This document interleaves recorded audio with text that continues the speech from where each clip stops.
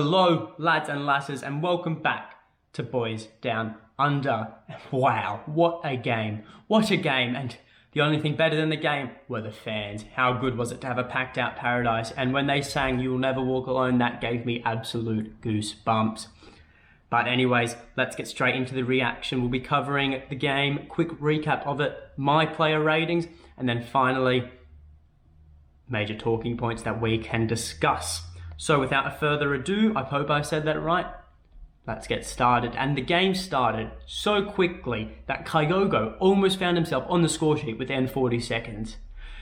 This defense got split. He went straight through. The keeper came out of his line, and instead of chipping or trying to just bang it past the keeper, he tried dummying him twice in a row. The keeper stuck a leg out. He got the ball. It was unfortunate. I probably just, if that was me, it wasn't me. But if it was, I just would have banged that past the keeper. But no point crying over spilt milk.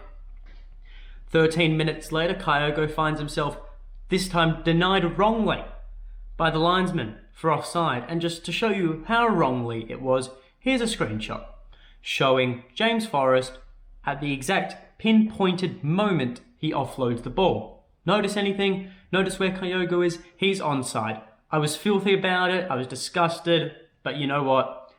That's just how it is. Everyone against Celtic. But following this, Turnbull has a crack from outside the box. Pretty powerful. The keeper spills the ball. He regathers it. Not too troubling though.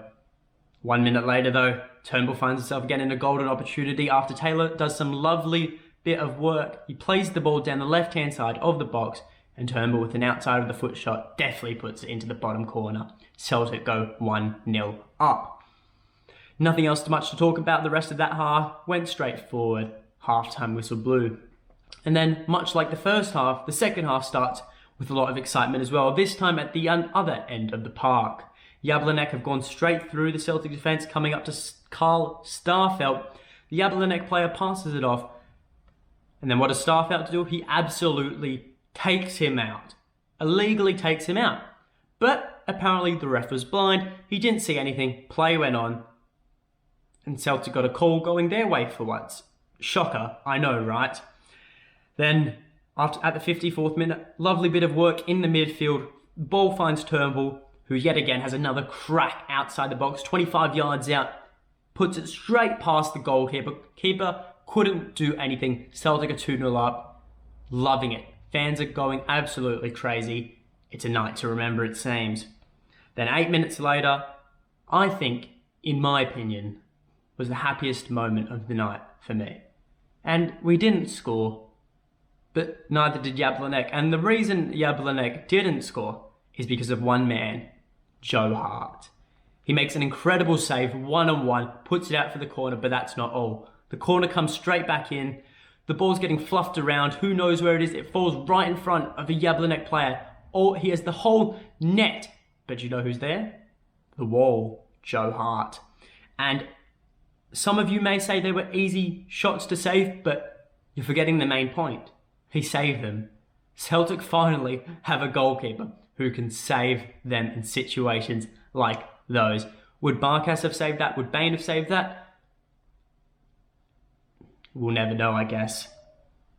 Then, following this, just to finish the tie even further, to put salt in the wounds, Christie plays a lovely ball through to Edouard, who's been subbed on for Kyogo.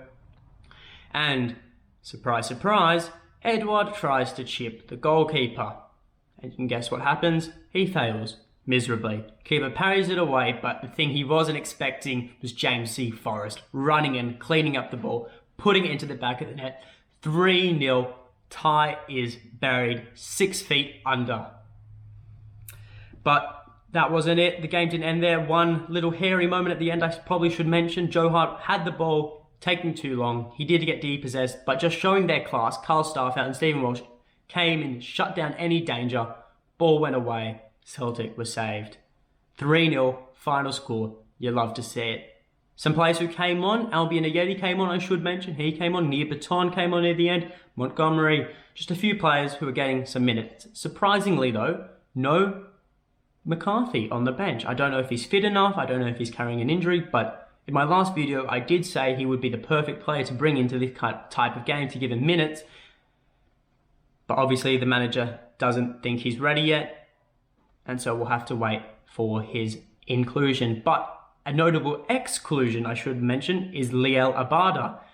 Everyone was very shocked when they saw him not even on the team sheet, let alone the bench in today's game. Ange spoke about that. He said he picked up a minor injury in training. He probably could have played, but it was best to rest him. And I think that's a smart move with James Forrest, a perfect replacement for him. Did it make a difference? No, not at all. Celtic won 3-0, moving on to AZ Alkmaar. But my player ratings for this game, and I'll start from back to front, not from lowest to highest. So we have Joe Hart with an 8.5, Greg Taylor 8.5, Carl Starfelt a 7.5, Stephen Welsh an 8, Ralston a 7.5, Kalmack an 8, Turnbull a 9, Rogic an 8.5, Christie an 8, Forrest an 8.5, and Kyogo an 8. I'm not including any of the players who came on because I feel like they didn't come on long enough to have a real impact. I'd give them a good rating. And there were a lot of 8s and a lot of ratings in that vicinity, but I just felt that everyone was too good. It was too hard to not give anyone a rating higher than 7.5. Sorry, Carlin, Ralston, who were, to be fair, solid as always. It's just they weren't as solid as a lot of the other players on the field. Now, to add a little twist to these videos, since the margin was 3 goals, regardless of Celtic winning or losing, the margin was 3 goals, I'll give you 3 different talking points that we can discuss. With the first one being Celtic are getting better and better each game. Now, I know we didn't score as many goals against Dundee or against Jablonec in the first tie, but you could just see how much better we were playing as a team, as a collective group. And another positive, we didn't concede. As in the first time, we conceded 2 goals, 2 shitty goals. I don't think we should have. This tie, no questions asked. Joe Hart, 2 great saves, keeping the clean sheet. Maybe it's all down to Nir Baton. Story for another day. The second point I wish to discuss is the Celtics midfield. Now, last season, under Lennon, we chopped and changed the midfield a lot. Turnbull coming in, Sorrow coming in, Brown in and out, Callum McGregor in and out, Christie. But I think under Ange Postecoglou, I know under Ange Postecoglou, I've seen it, everyone has seen it, the midfield is now working as a collective unit, as an army. There's no more individuals in the unit. While there may be standouts there, together they're working together and it's much stronger than what it was last year. You can see they know each other, they're reading each other, the passing in the midfield is absolutely much better than it was last year. It's just great to see the old Celtic back. Ange Postecoglou has done wonders rejuvenating players like Christie, Rogic, even Callum McGregor to an extent in the midfield, helping them play together. And the final major talking point I want to add from this game, and it may be early days to say this, but I truly, wholeheartedly believe it, is that Joe Hart is the man to win us the league. Now, this is me going back to the 2 saves he made in the game, but it's a lot more than that. Well, firstly, the 2 saves. I don't think Barkas or Bain would have made both of them. Maybe one or the other, but not both. Joe Hart has showed his class already. And it's not even that. You can see how confident he is from set pieces. He's commanding his defenders. He knows where he wants to be. If he wants that ball, he will shout for it. He will get rid of anyone in his way, teammate or not, to get to that ball and clean it up. With Barkas and Bain, you just can see when they were playing last season, they were just scared to, they were scared to attack the ball, to shout the ball. And every single opportunity a team had last season against us, they scored. There's no other way to put it. They scored every single opportunity they got. And you've seen this season already, opportunities are going away. Maybe apart from the Hearts game, but we didn't even have Joe Hart in goals that game, obviously. But since Jablonec went in the first leg, when Joe Hart came in, you can just see chances that teams are getting are not going in. Whether that's Joe Hart making the save or he's commanding his defenders around him, maybe the defenders feel more confident with Joe Hart behind him. Either way, they're not going in. I can't complain. He will be the man to win us the league and get us automatic Champions League football next year. Mark my words.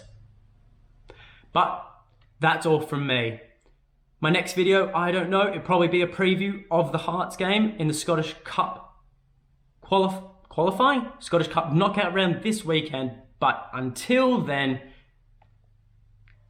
hail, hail.